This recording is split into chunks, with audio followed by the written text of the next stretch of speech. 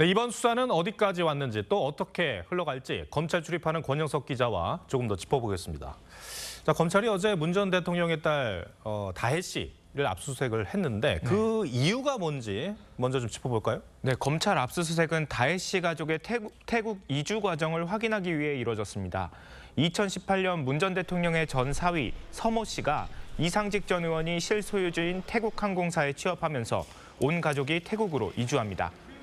검찰은 이 전 의원이 항공사 근무 경력이 없는 서 씨에게 일자리를 주고 월급과 집세 등 명목으로 2억 원가량을 주는 방식으로 문다혜 씨 부부를 지원해줬다고 보고 있습니다.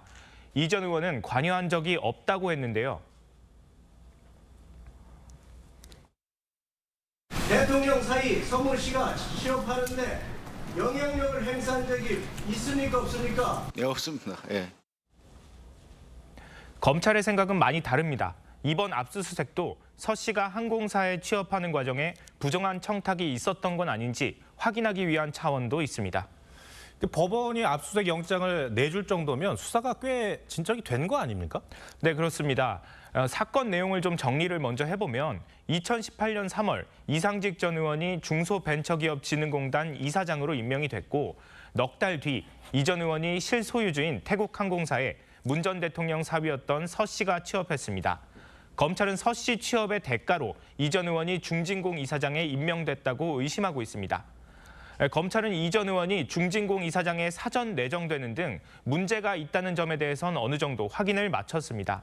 내정을 논의한 청와대 비공식 회의가 있었다는 진술도 확보를 했고 회의를 주재한 임종석 전 비서실장과 조현옥 전 인사수석, 조국 당시 민정수석까지 조사를 했습니다. 남은 건 이 비정상적인 이사장 임명과 서 씨 취업 사이의 대가성을 규명하는 일입니다.